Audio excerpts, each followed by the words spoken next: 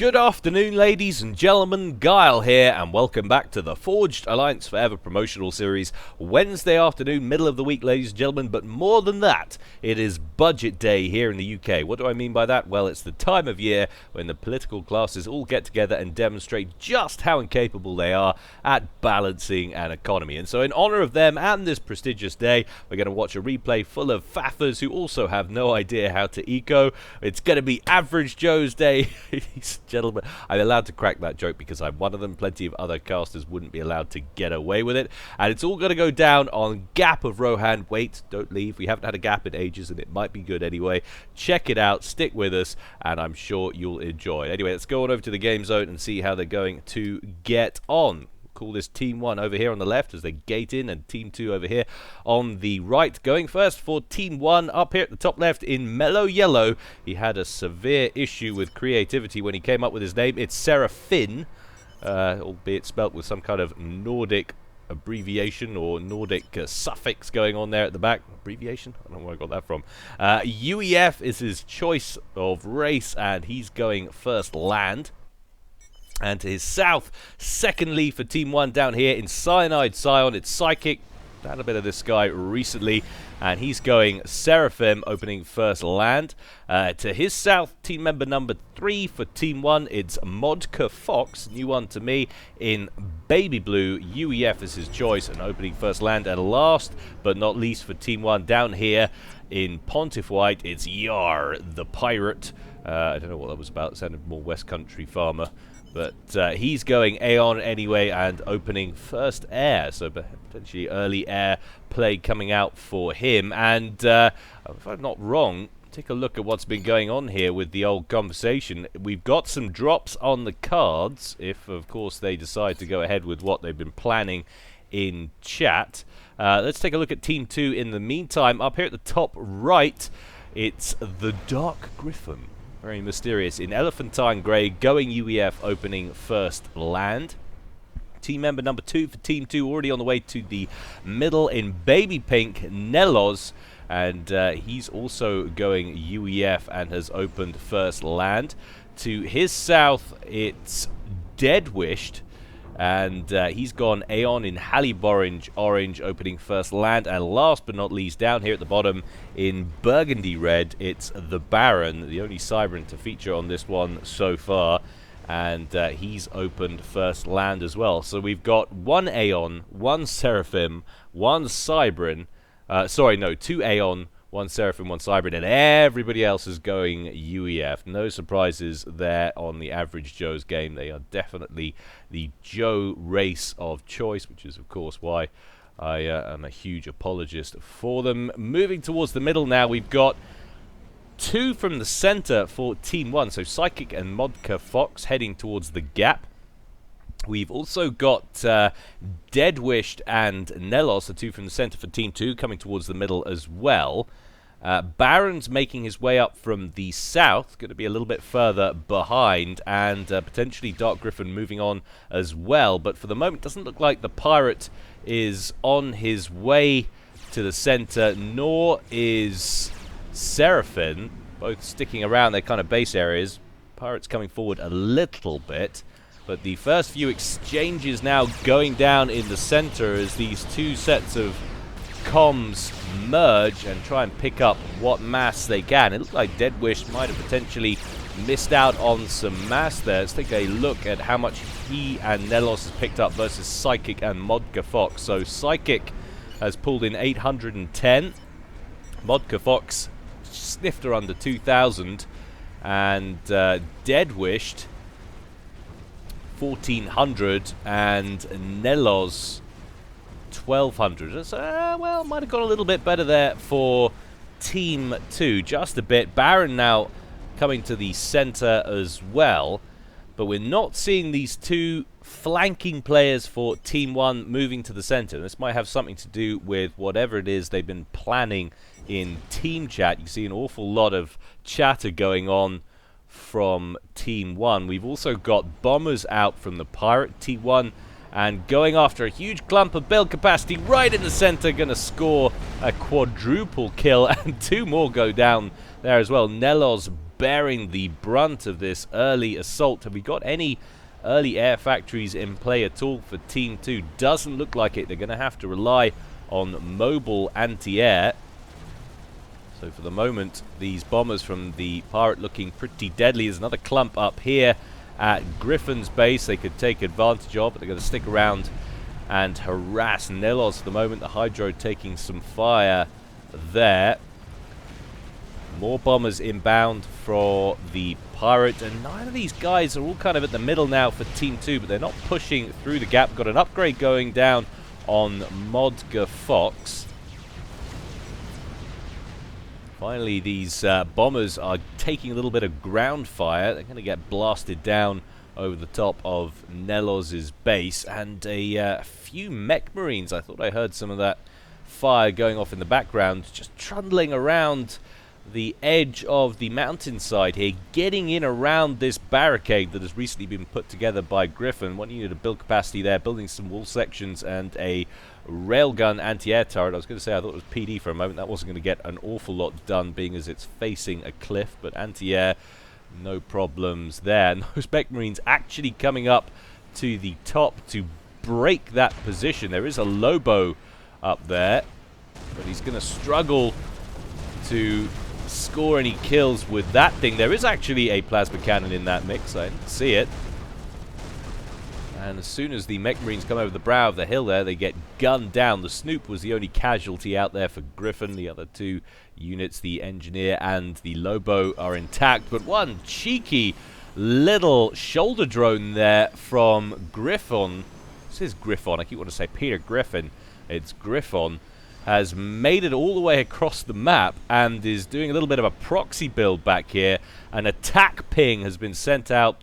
That'll be by Team 1. Say, take care of it. Mech Marines on their way up. But what have we got here? Psychic has come back from the front. There's lots of upgrading and assistance going on these comms. This looks like quite a heavy pre-prepared strategy here from Team 1. In come the Lobos and Mech Marines. They should be able to take out these factories without any real difficulties. They're not going to be able to deal with the shoulder drone unless they get some either interceptors in the area or some mobile anti-air. Of course, that shoulder drone represented as an air unit, being as it, well, flies in the air.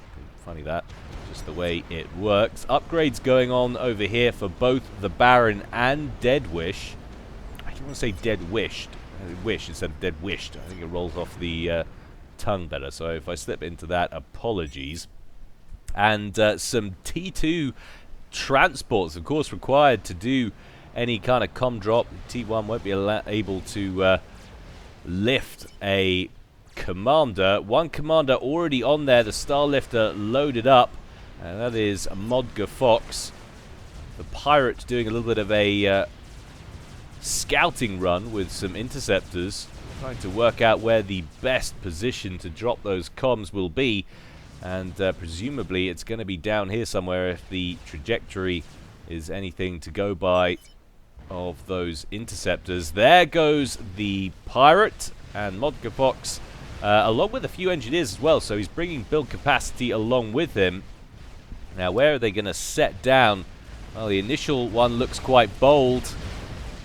There is a static anti-air emplacement there, but a lot of hit points on that Starlifter. Pirate going to set down right in the heat of things. LZ not secure. Lots of Mantis focusing immediately on the Pirate's upgraded comm. 14,000 HP because he's got the T2 upgrade, allowing him to quickly build Eruptors. Modga Fox also on the ground, has one plasma cannon online, got mass points starting to buy the farm now, and immediately a triad started by Modga Fox, and we've got another drop up here as well from Seraphim and Psychic. Gonna have to slow this game down and go to split screen to keep track of these two engagements. Back up to normal time. Psychic's also got the gun upgrade on there. Nice overcharge, takes away that clumped energy storage with power plants for Griffin. LZ now looks pretty clear for the bottom pairing. Pirates lost around 4,500 hit points, but he's got enough to spare. All of the ACUs for Team 2 still pretty much in the middle, trying to locate Griffin. There he is. He's right in the center.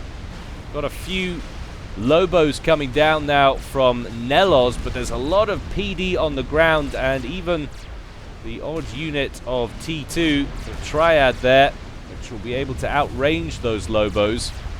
But now we're getting some Cerberus turrets thrown together by the Baron a little bit further back, trying to halt the spread of this blue and white base in his territory. Meanwhile, Seraphim and Psychic moving further south and encroaching on Nelos' base. This is not looking good so far for Team 2. This is a nicely orchestrated quadruple comm drop. Great to see people try this tactic. Always makes for an exciting game. Zui's coming in alongside Psychic's comm and Seraphim's, helping to bombard these buildings. That unit of build capacity isn't able to complete any of those static defense structures.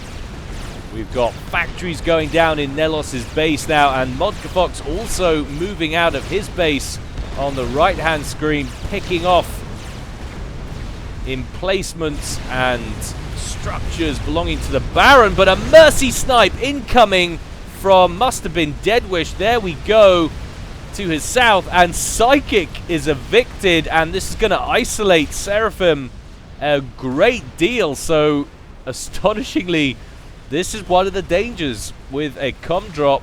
Team 1, the first team to lose a player, and it is one of their middle players. There it all goes, and now more mercies incoming, going after Seraphim. He's trying to throw together triads, but threat is currently in the air. Another mercy coming in as well, takes him down to 3,500 hit points. He's surely going to have to relocate. Any more mercies and he's going to be in trouble. Deadwish still producing them. Needs to send them in though. He doesn't need to wait. In the meantime, that wait is potentially killing him. Modkafox bringing in extra interceptors to help defend his teammate, and that might have been an opportunity lost.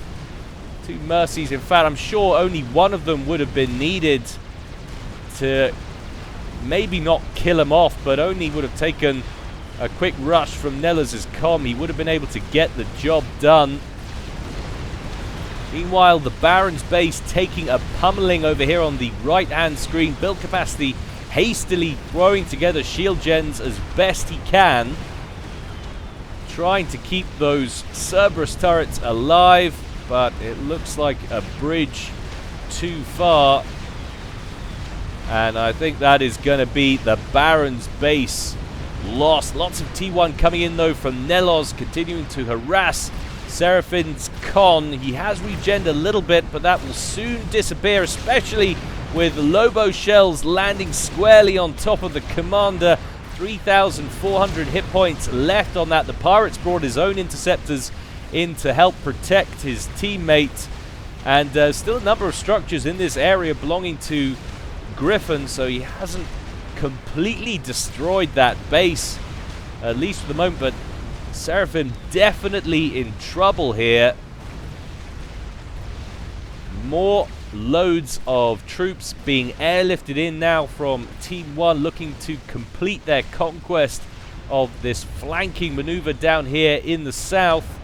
Nelos, meanwhile, pursuing that commander with everything he's got. Seraphim needs to dodge a little bit better. He's eating Lobo shells unnecessarily.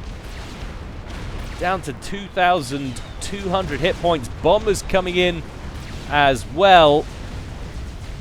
The interceptors that were screening for Seraphim belonging to the pirate are getting thinned out now as archers come in to the fray. And I think he's just attained veterancy, back up to 4,400 hit points, and he's got enough power to overcharge as well. Meanwhile, on the right-hand side, the Baron's base has been completely overrun. He's about to lose a T2 Air Factory headquarters. He won't enjoy that at all. What's happening at the middle and on the left? Well, Seraphim is expanding to Psychic's old base. Lots of build capacity heading south to reclaim that. We've got a Starlifter coming in to evac the comm. And that is definitely welcome for Seraphim. Just pulls it out of range of the archers in time, but we've got Swift Winds dispatched by Deadwish. We can go back to single screen now. Gonna try and gun down that Starlifter, but it's too little too late. Seraphim wisely not biting off more than he can chew and trying to take the comm all the way back across the map. He drops it down on the mountainside, and Seraphim should be okay now. 4,000 going on 5,000 hit points, regenning on that comm. So despite losing a player, Team 1 have crippled 2 members from Team 2. I think the ball is still potentially well in their court on this one. Griffin happy to sit at the front and build up fortifications. I'm not sure that's the best choice for the moment. They need to be aggressive. Has got a TAC missile launcher up front. It could potentially cause a great deal of mischief with that. I think Team 2 need to push through the gap now and really try and hurt Team 1 as soon as possible. Repay the favor, take advantage of the fact that the comms are all on this side, but we've got TAC missiles inbound on Seraphim, and down he goes. Team 1 lose another member. Ouch. And so Team 1 down to just 2 players, facing off against 4, albeit only 2.5 effective players. The Baron is basically without eco, generating just the 1 mass there from the ACU. Counterattack now from Nelos, pushing on this southern base. We've got TAC missile battery down here. Deadwish once again taking out another player. That was the TAC missile battery up front that killed the comm. Second from the left, that battery there getting the credit for the kill. Another wave of missiles inbound, but we have got buzzkills in place, TMD, but it's not enough to stop that barrage. Pirate needs to get some Aeon TMD in there ASAP. Cannot afford to lose another player. It's going to be uphill from here as it is. Build capacity moving north for Modga Fox on the left-hand side of the map. Lots to reclaim over here. Lots of mexes to pick up. The Baron has come all the way across to the left, and we've got a row of triads there from Modga Fox. Let's take a look at how the range... Well, they're in range, but the stealth gen preventing Fox from opening up on the Baron's ACU, which is in range of at least 3 or 4 of those triads. It can make a nasty old mess of you if you're not quick off the mark. But TAC missiles inbound now from that fortification at the bottom, looking like they're going after Nelos's eco. 1 T2 Mex out of commission, and a second follows it. So does a third. It's a lot of mass taken out. Another one over here. 4 T2 Mexes nullified. Team 2 definitely needs to get TMD online and quickly. Also need to deal with this triad battery, otherwise this little stealth base belonging to the Baron won't last that long. Once it's discovered, only a matter of time. TAC missiles being launched from the Griffin. I've never seen so many TAC missiles in a game. This is actually unreal. And the Griffin helping out his teammate. They're going after that battery. We've got a wave of pillars. T2 heavy tanks from Nelos swinging south and going after the Pirates' main base. Pirate going to defend with Spectres. T2 gunships hovering overhead. Perfect choice of counter, really. Team 1 devoid of any significant air power. We have got T2 air on the field from Deadwish, but he's been too busy to develop that into any serious or sizable air force. Lots of thistles in the base, going after those swift winds from the Pirate as they hover overhead. And the Deadwish definitely wisely throwing volcanoes together. So many tac missiles flying back and forth. There's enough TMD now there to secure this area from any more threats to tac missiles, I believe. The Baron under pressure, though, from the Pirate, who's got 3 Spectres going after the ACU. The shield gen is down. Just 6 hit points remaining on the structure there. The Baron going to hastily throw together some T1 anti-air. That'll be enough to get the job done, but we've now got Obsidians rolling in. Does the Baron have energy storage? Yes, he does. In a great deal, or a great amount of them, he has. Plenty of overcharges available at the touch of a button. More T1 and T2 coming through the gap from Nelos. And this is a little bit of wasted time. Lots of build capacity up here, not reclaiming, not picking up nexus, or trying to re-establish any bases on these other starting locations. Build capacity probably, well, there's a lot of it there. It depends how Modka Fox is set for mass. Well, he's actually bottlenecking badly on power. He's got all the mass he needs in the world. Needs to sort out his energy, and quickly. Take a look now at these 2 theaters of war and what's going to happen. Large incursion in the south on the right-hand side by Fox, who's going to press Deadwish. Deadwish quickly trying to throw together some eruptors in there. Meanwhile, Nelos coming through the gap and still facing nothing in the way of defense on this side. Modka Fox far too preoccupied in the east, and with this attack, which actually stands to damage Deadwish's base pretty heavily, he is going to lose all of the build capacity up here at the top and the chance to reclaim all that. The Baron eating quite a bit of fire as well. Deadwish backing up. 23 minutes gone in this one so far. Nelos coming in to assist his teammate there. And Modka Fox running out of T1. We do have Obsidians coming in from the Pirate. Does Deadwish have overcharge? No, he does not. That might well have been taken out in that last attack. Nelos going to swing south and now put pressure on Fox's base, which is wide open for attack. And it's a major pity too, because he does have access to T3 tech. I think a handful of Percys and Titans would be able to brush all this aside, but I think Fox's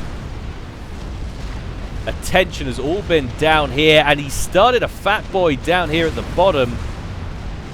He may well lose his core base, but he's managed to get an experimental started. We'll see if that proves crucial later on.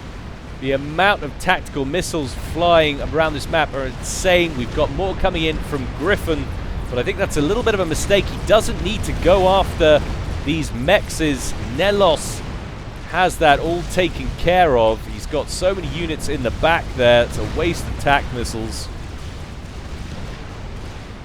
Definitely could have been put to better use. Still more tac missiles raining in, and this time they do make it in and collide with the Pirates. ACU taking him down to 8,200 hit points. And ACU going to move up, and Modka Fox eats a volley as well. This set of buzzkills just not doing enough to keep the area clear of those missiles. Gotta get some more TMD in there, preferably Aeon TMD. One Titan did get completed. There'd be enough to finish off Nelos's tanks before that T3 factory goes down. Another attack from Nelos, this time on that fortification in the bottom right. Loving the aggression in this one. Combat's all over the place. Definitely not your average gap of Rohan.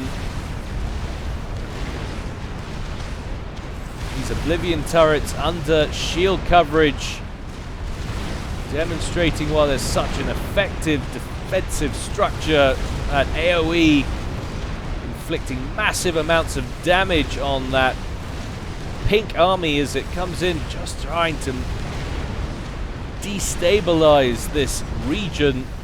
But that fat boy's been thrown together incredibly quickly. 9,600 hit points. If that gets finished, that could be majorly detrimental to Team 2's campaign. There's not a great deal down here that can defend against it.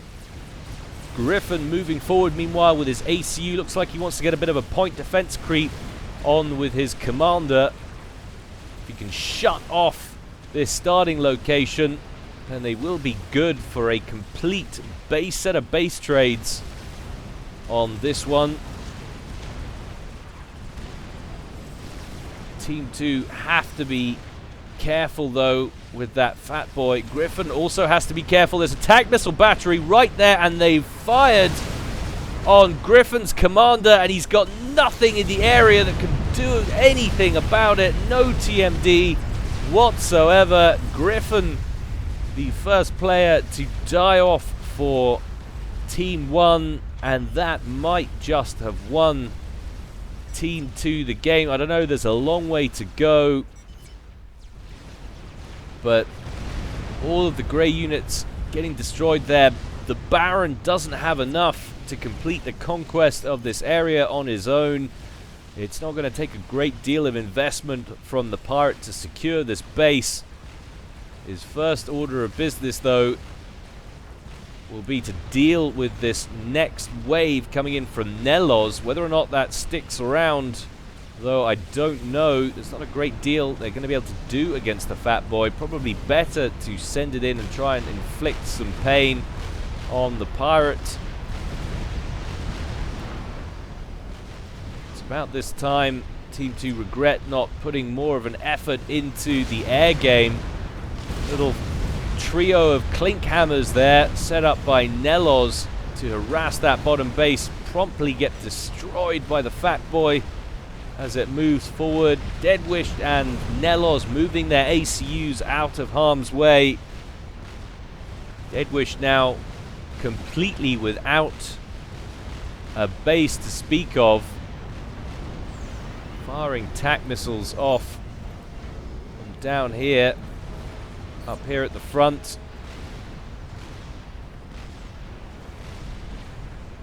And this is going to be what they're going to try to do. They're going to try and catch the fat boy while it's on the move with tac missiles. It's an incredibly difficult thing to do, especially at this range. Modka Fox is going to know that that's the main threat to the fat boy. He's going to want to keep that moving. Meanwhile, on the left, another incursion by Nelos. Let's go to split screen, keep track of these two theaters once again.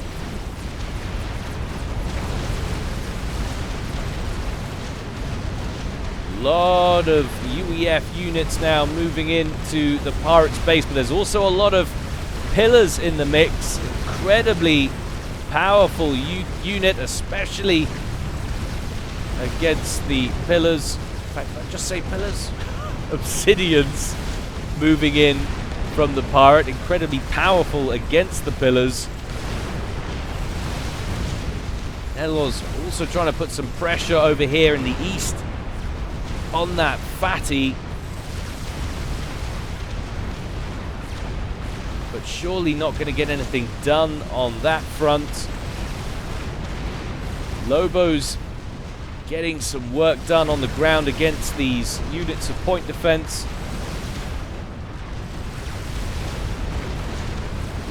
But this is a major problem, and a Tsar started up here at the top, but promptly abandoned. That's an incredibly ambitious plan there from presumably Deadwish.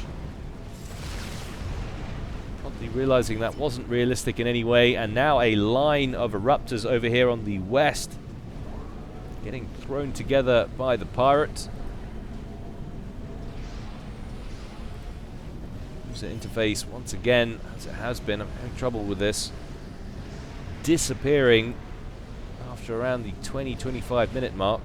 Something to do with Gaz UI. I have removed it from my machine, but it seemed to have made a great deal of difference.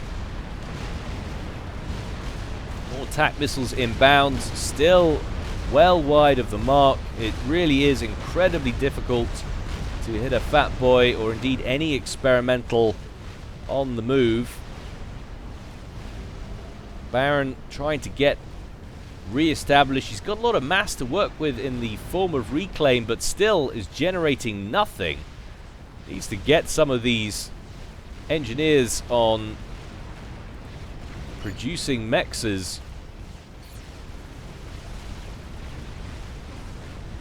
Another wave of pink units, but coming in sporadic fashion, in no real formation.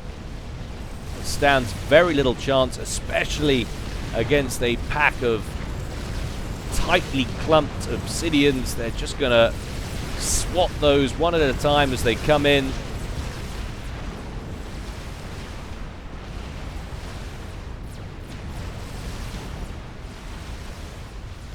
And still that Fat Boy survives. Shield is down, back up to about half charge. A little while before that re-onlines, that's even a word.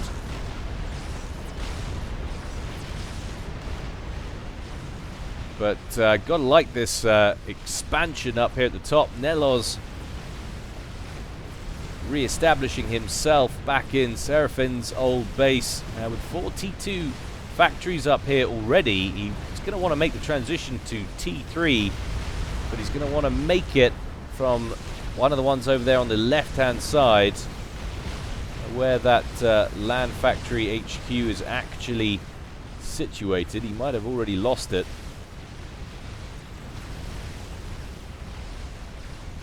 But if he can get up to T3, should be able to open up this game again. Another wave of attack missiles inbound, and again well wide of the mark, showing you just how difficult that is.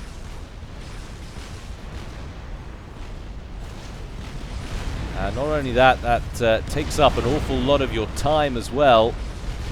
Nelos losing a bunch of energy storage there. Still got an awful lot to play with.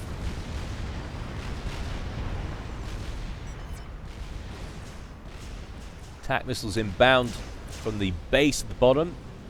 From the pirate going towards the Baron. But zappers in abundance in the center of Baron's base there. Attack missiles not causing him any problems there at all.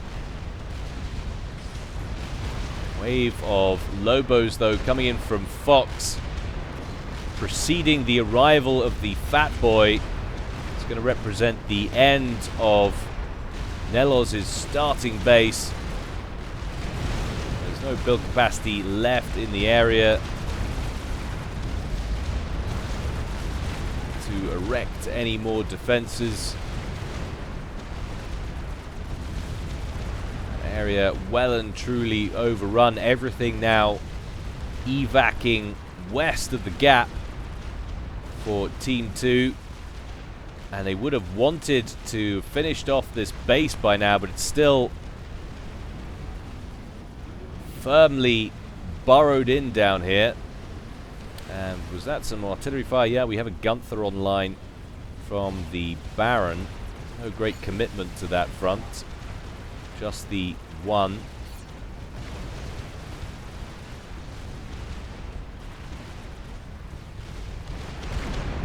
But T3 and T2 mexes soon to be dispatched.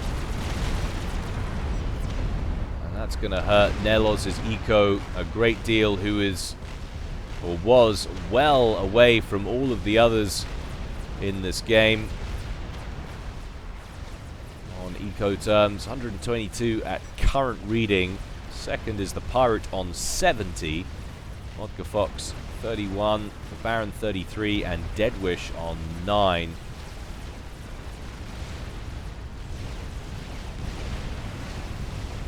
What a peculiar game this has been. It's certainly nice to see people trying more alternative strategies, more comm drops on any map, but has to be said, Gap of Rohan, one of the maps most in need of livening up. And we've got a Monkey Lord under construction over there for the Baron.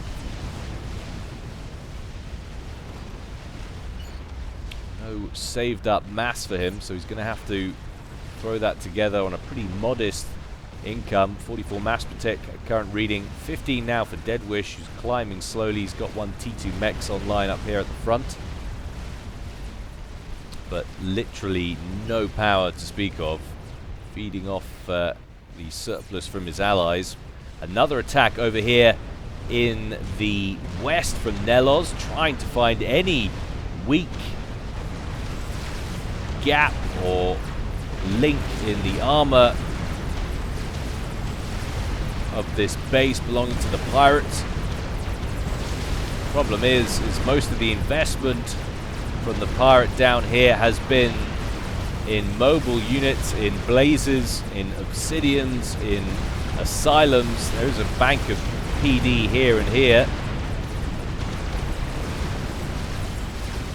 but this gives him pretty good flexibility. Might lose a couple of mechs here. One's already gone up here at the top. There's a lot of pillars in the mix.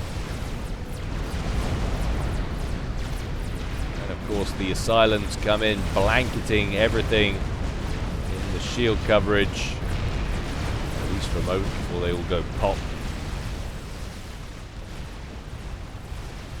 And now the Fat Boy, having cleaned out everything pretty much on this side belonging to Team 2, crosses over the gap and returns to the native heartlands. But Nelos pretty close to completing a Fat Boy of his own. 75% just gone on that one. If this is going to be really close, it's going to come down to what Modka Fox decides to do. He hasn't observed it unless he's flown over earlier with a plane. Going straight after that T3 power gen, of course. That's a priority target. That's far enough away. It's not going to affect the construction of the Fat Boy when it explodes, which I expect it soon to do. Nelos bravely bringing his commander forward, trying to buy himself a little more time to get that experimental online.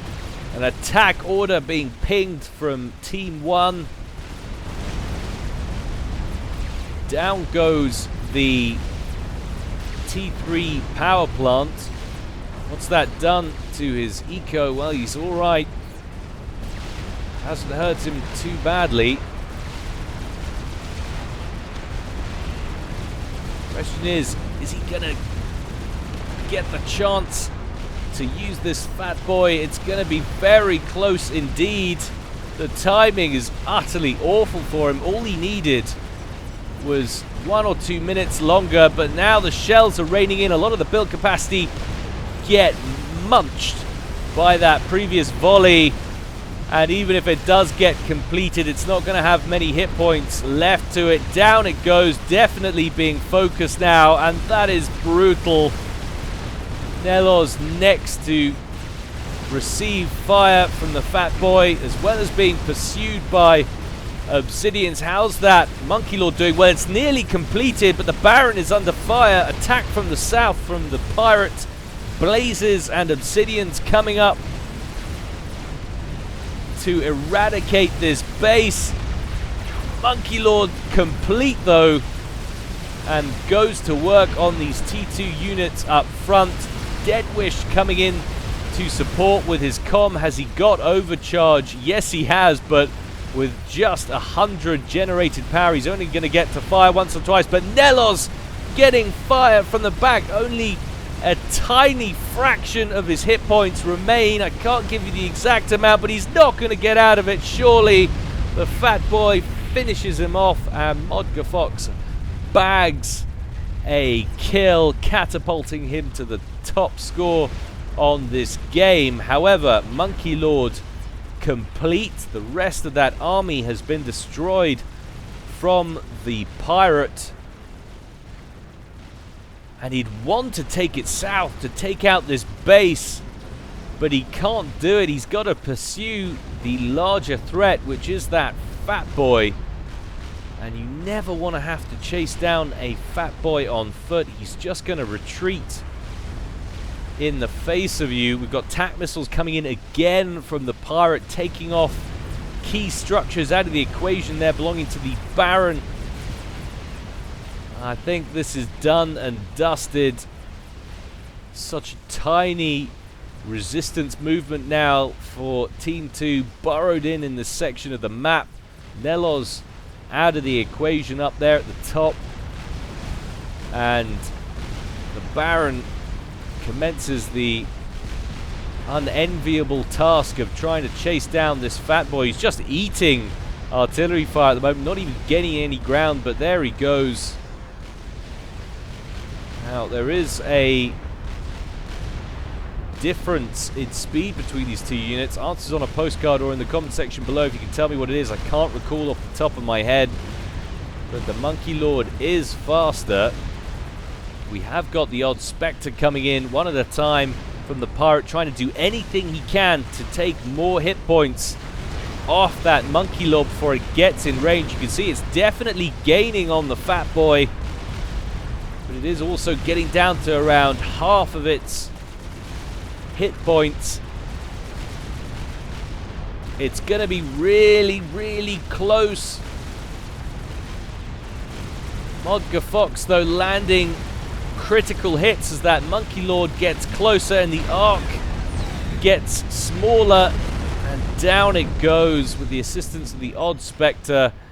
That is the end of surely any hope for Team 2 to get back in this one.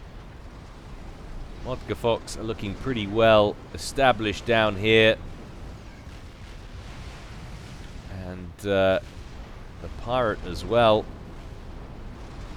burrowed in at the bottom. It did look for a moment there like the comm drop was going to fail. 2 comms taken out in quick succession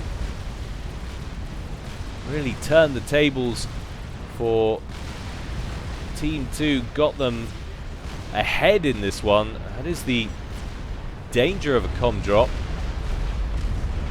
It's not a surefire tactic at all, otherwise everybody would be doing it in every game. It is dangerous. But a few mistakes coupled with some pretty good play and construction choices from Team 1 seems to have prevailed in this one. Edwish trying to build some transports, no doubt trying to evac again and keep this game going, but that's surely going to be unlikely. The Baron has had enough of breathing or generally doing the things that you do when you're alive. He's going to try and chase down the fat boy on foot. Deadwish boards the transport that's eaten quite a lot of fire and actually is heavily damaged. Is he going to make landfall? It's touch and go. There are no aircraft in the area.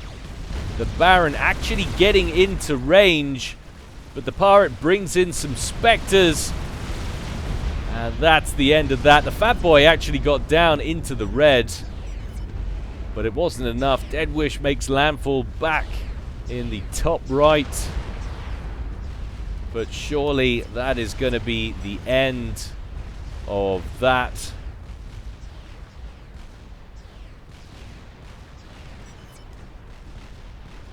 Brave resistance from Team 2, alas, wasn't enough.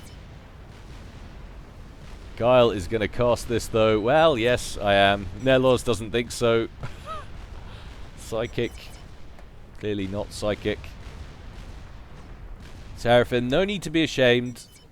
Everyone did well in this one. The amount of times I've eaten attack missile barrage, it happens to the best of it, even happens to the pros. Absolutely nothing to be ashamed of. Psychic, not feeling great about going out first. But in come the Spectres. Deadwish making a nuisance of himself, trying to prolong this game even further, throwing up together a flak.